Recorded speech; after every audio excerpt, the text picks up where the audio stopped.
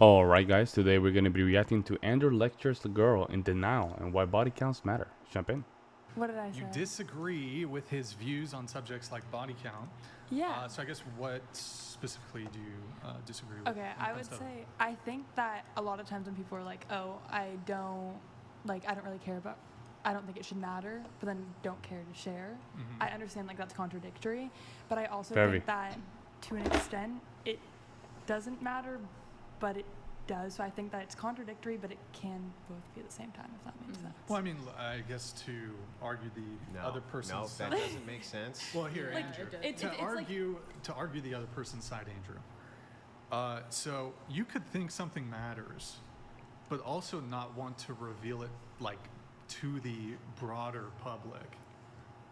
'Cause- But then why out would you to say the it doesn't masses. matter? Because I think it's like a more of a general term, like it doesn't really matter, but like at the end of the day, it's more between like the partner and you. So then it like- matters. I think Mhm. it's Yeah. more so being like the number doesn't matter, but Yeah. telling this amount of people is what matters. Yeah, I agree. Then it matters. It matters, yeah. So That's right. Like, here, it's the insane cope mechanism. It's insane. Yeah. I think it's a Let me bad give- way to put it that it doesn't well, let me matter, give a but let me give a counter example. If this is true, so I understand what you're saying. yeah. What you're saying is, look, to the broader public, this may matter, right? But to me and whoever my potential partner is, it doesn't matter. But let me give you a thought exercise to see if this is true. Do you think you would be more likely to reveal your body count if you had slept with 0 men versus 20 men? Yeah, no, I 100%. Well, then it agree. matters. It matters a lot. I Whether mean, or not it you want depends to how admit that it doesn't comfortable- matter, clearly it matters. Because otherwise, why would you reveal it at 0? Mm-hmm. Right? Because then there's no shame, right? Well, I mean, I mean, sure. to actually think about I think there it, also is shame in like zero. for example, someone might, if we're talking about how much money somebody makes, and in a dating context, for example, do you care about somebody's finances? And they say, doesn't matter, I don't care. My financial situation doesn't matter at all. Oh, okay. Well, how much money do you have in the bank account? Someone might not want to reveal that. Yeah. Not having anything to do with whether it matters or not, just because they prefer to keep that private. Yeah. If I can understand the other side's position on this, Yeah. like they don't want to. Then it matters. They don't want to get right. robbed. No. Sure. Sure. Come on, come on. I think it's Brian, more come on. that You it simping, bro. doesn't You simping, bro. Come on now. I know you want to play the devil's advocate, but this is not the time for that. matter in like a general context of who you're dating and who you're talking to, but when you're on a platform like this and there's a bunch of people watching, it's something that you would want to keep private, I guess. Yeah, but in that same situation, if you in the personal finance department made $35,000 a year, yeah, maybe you don't want to reveal that to the public. If you made $20 million a year, I don't think you'd give a shit. I think you'd be like, yeah, I make 20 mil. But wouldn't you also be kind of like scared of putting? You got security. Yeah, it's Yeah, they don't I care. mean, that's true. That's true. They don't that's true. care. So I mean, the point of it, I still would contend is that it matters. It clearly matters, and clearly people think it matters. Otherwise, they would have no problem revealing it.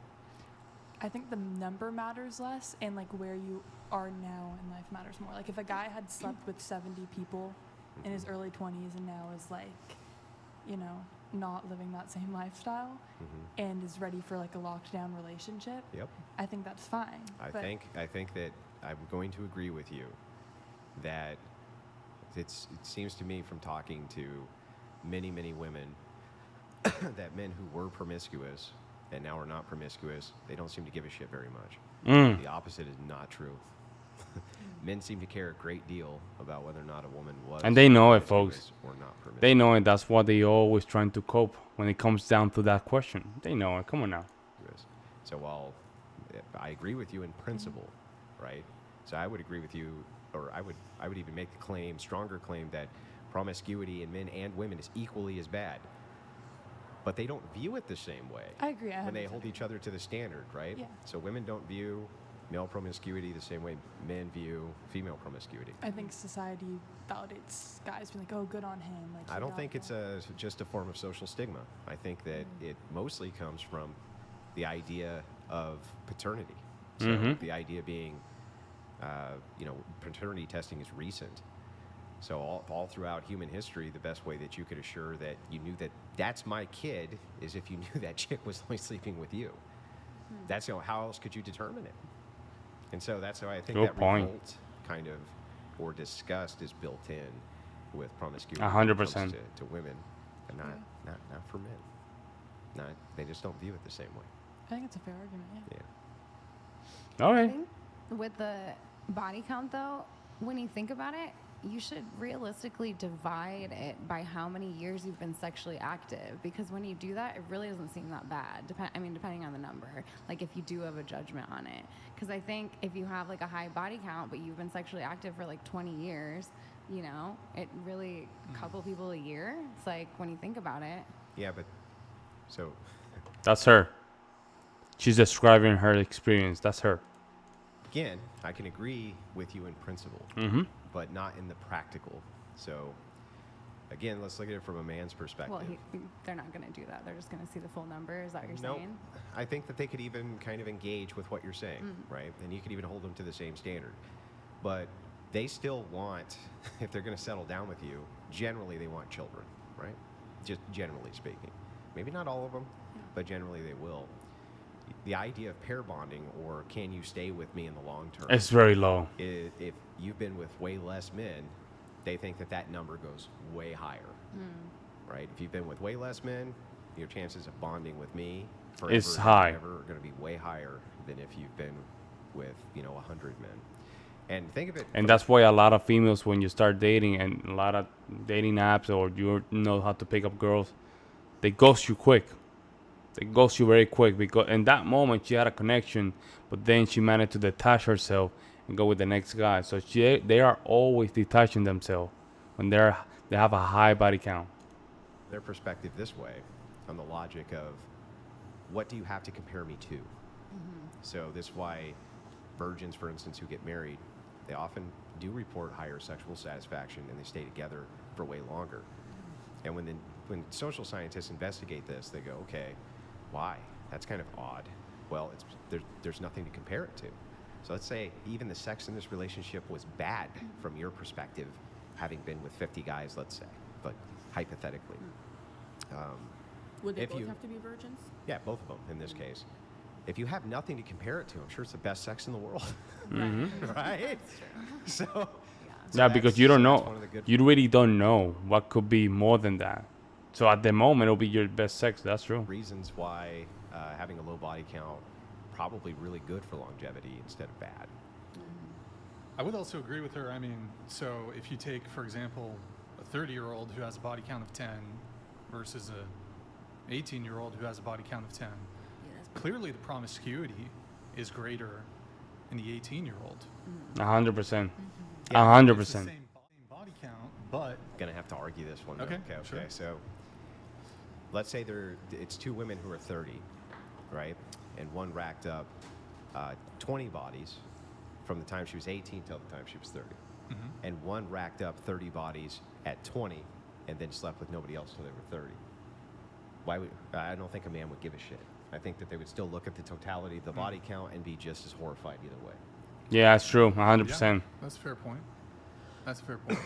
100%. But I mean, if the comparison is, for example, if the man is choosing between these two women, say a 20-year-old who slept with 10 men in a period of 2 years, Yeah. versus a woman who's 30 who slept with 10 men over the course of 12 years,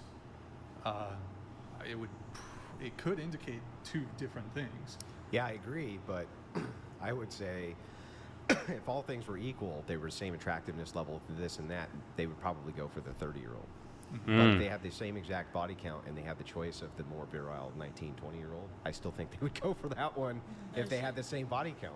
Yeah, but she wouldn't be seen as like faithful, because if she's still Neither if would the she's having sex 30-year-old. with That's the It problem. may be the case. It may be the case, but in terms of like the actual, his thought process when it comes to the promiscuity component of it, Yeah. he can still determine like, well, on this specific metric, the 30-year-old edges out the 18-year-old, but I'm still more attracted to the 18-year-old. Yes, if all things are equal, Right. yes, I agree with that. Yeah.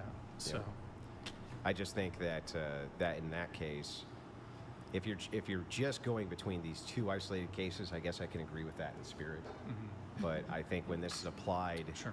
in a broader scale to to how men engage, or at least how I've heard them talk about how they engage with relationships, they're looking at the overarch and they say, okay, the number of men you've slept with is definitely going to determine how loyal I think you're going to be to me. Good point. Yeah. That's definitely. And you can tell, folks, if you've been around the block, you can tell. You can tell if a female's ready to just.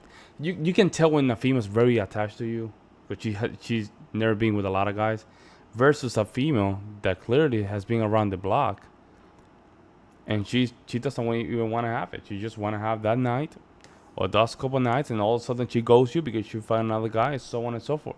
That's what happened.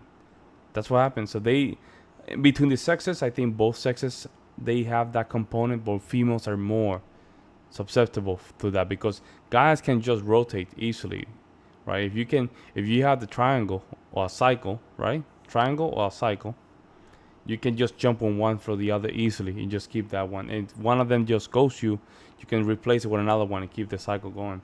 But let me know what you guys think in the comment section below. See you in the next one.